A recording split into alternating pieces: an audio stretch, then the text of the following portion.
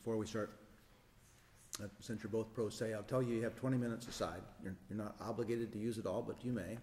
And though you may know many things about your family and your circumstances beyond what's in the record that is in the court here, we can only rely on factual circumstances and evidence that's in that record. So to the best of your ability, I'd like to have you try to make your arguments based on what the evidence is in the record before the trial court and not on other things that have happened since or the like. Okay? So we'll start with Mr. Vega. The podium, please. Well, Your Honor, I requested the 20-minute oral argument only because the person that was writing up everything for me to file this appeal told me that I would get in here about 3 to 6 months earlier doing the oral.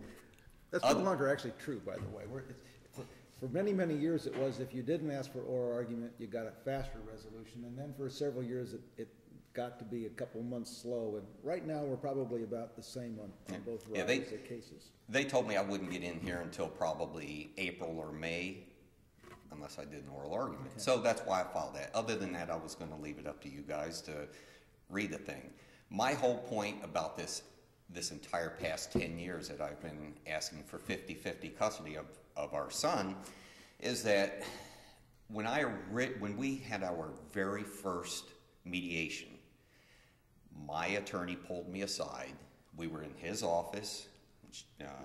Lynn was there also with her attorney, and my attorney pulled me out of the little meeting room, and we went into the kitchen. He says, Dwayne, he says, look, we've already spent a lot of money. If you want this to go to trial, it's going to cost you between $15,000 and $30,000 more if you want to try and get custody of your son, or 50-50. He says, I'm going to suggest to you that you go ahead and accept this mediation agreement, and it'll be easy to get turned over. 10 years later, it's not even close to the easiest. In fact, it's the hardest thing to do. I wanted 50-50 shared custody this entire time. That's why I've been continuing to fight for this. I promised my son I would never give up, and I'm not going to. For 14 years, I've paid my child support. I've been in his life. It may very well be that your initial lawyer gave you poor advice, but once you agree to a parenting plan,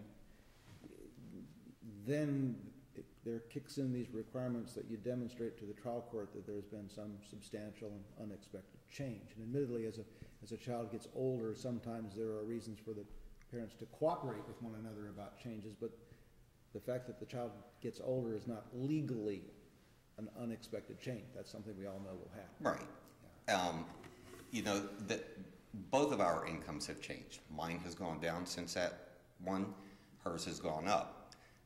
The Judge Adams, who signed that last agreement and is, in fact, ruled against me on everything, at the end of her order, she even says that there has been a significant change in circumstances.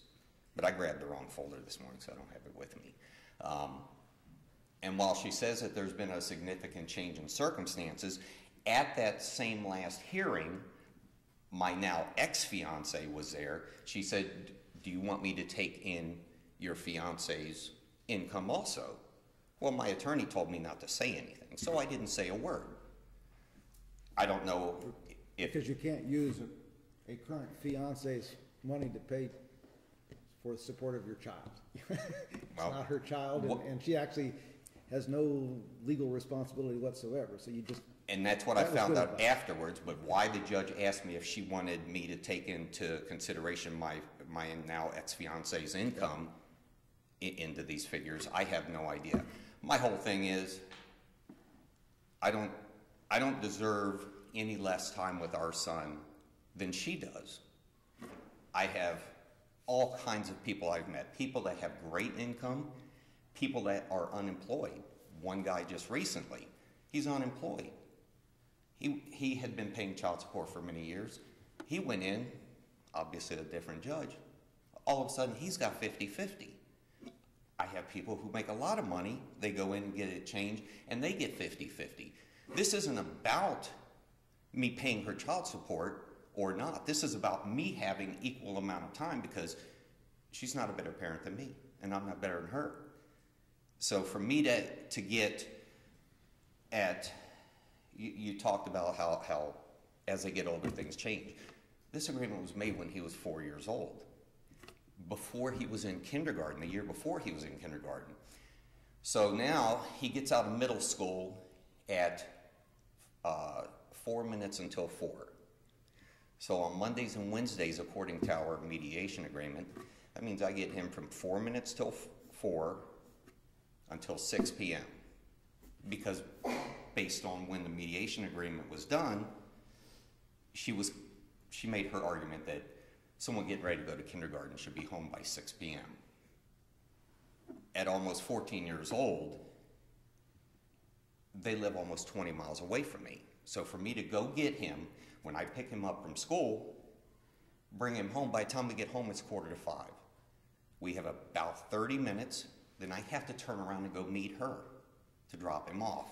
Now, she has given me more time. She has even offered me to have him come live with me. Because your pleading wasn't for more time, it was for shared 50-50. It's for 50-50, and it always has what we been. call rotating, which, by the way, when you entered into the agreement 10 years ago, was not an approved method, generally speaking. That was the exception rather than the rule. Right, everything was primary residential parent, and right. And I had bad advice. So every attorney, I've interviewed between 10 and 15 different attorneys, went sat with them, talked with them, and every single one of them said the exact same thing about Judge Adams. If they have the father in these cases as their client, they know they're going to lose. Every single one of them. I never found it fair that a 40-ish female mom, single parent, should rule on cases like this when a father is asking whether it's for 50-50 or for full custody. There is a procedure by which you could have asked the judge to be disqualified, which apparently you did not use, and it's available for a very limited period of time. I talked to my last attorney about that, because it just happens to be that my last attorney was Judge Adams, before she was a judge, was his divorce attorney. And I asked him about that too, and that's where he started explaining all this stuff to me. And he said a certain amount of time had gone by that it wasn't relevant anymore. So that's it. All right. Well, we appreciate you coming in. Ms. Shields?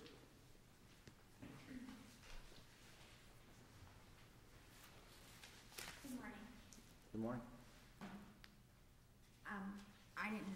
I'm not going to take my 20 minutes. I just have briefly a couple of things to say. Number one is I've never agreed to have Ryan go live with him all the time. Up until recently, the communication between Mr. Vega and I is basically void. We do have different parenting styles, which is okay because nobody's the same. I'm basically going to stand on my my reply brief. And the fact where he is on a very liberal visitation, I don't stick to Monday, Wednesdays at this date and this date.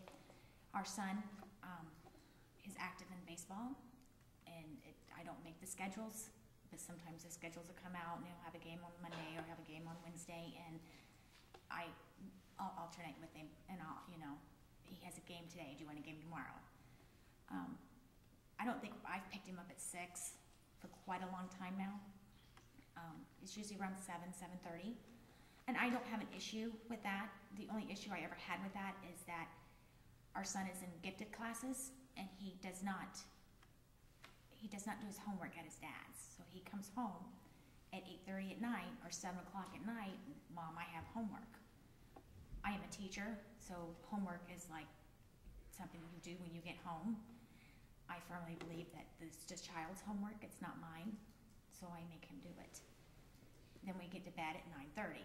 getting him up the next day of school. He's just a happy little camper. He's in his last year of middle school, which he does get out at 10 minutes to 4. Next year he'll be in high school. He'll get out at 1:45.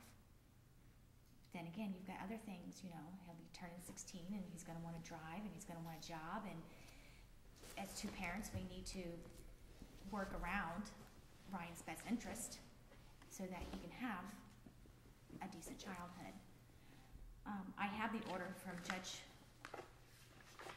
Adams, and in her order, it said that he had to prove 4 or 5 different things in order to do the change.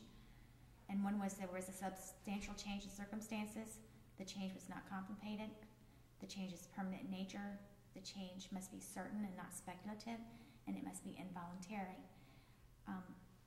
He has stated in the past that he hasn't made an effort to increase his business.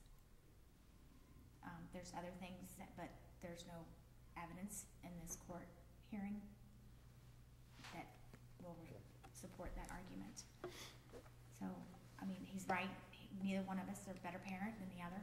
I think we both equally, genuinely care for our son the same. I can tell you that this mediation agreement, when we signed it, there was a lot of things both of us gave up. He's not going to agree with this, but the mediation agreement to this date has not been followed. So I would just tell you that, you know, I spoke to him and he was going to cancel this, and I said, you know, neither one of us are going to agree, and we needed a third party to make a decision. Because I've got over $22,000 worth of attorney's fees. I'm not able to meet my financial obligation with my attorney's fees. I have $60,000 in student loans. I cannot meet those financial obligations. I teach for a living. That's about it. Okay, thank you. Mr. Vega, if you wish, you can have a short reply. Well, Your Honor, I would like to know if, even though I sent everything, the first thing Ms. Shields said, that she never offered to have our son come live with me. Am I allowed to give you an email that was never? No. Okay. I mean, both of you have talked a little bit outside the record, and that happens with pro se litigants. Well, other than that, the mediation agreement has been pretty much followed. I've done everything as far as I get him on the days when she says I can have him. I have been afforded a lot of extra time over the years, except for since I believe it was 2008 or 2009. Up until then, I had Ryan 50, 60, 70% of each week. As soon as I informed her that I was going to take her back to court and try to get the 50-50 like I originally wanted, she informed me at that time that if I did that, then she was going to go strictly by the mediation agreement, and then I wouldn't have that extra time taken away. So, other than that, I'll leave it up to the three of you to decide on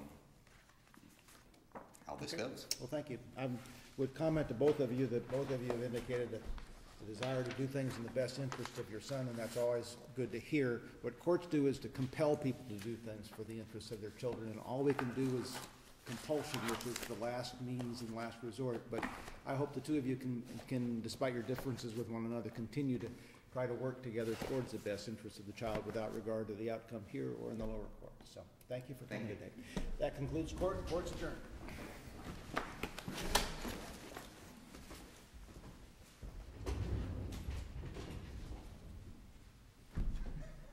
That's why we put you out in front, Judge, so you'll know where to find the door. What's new?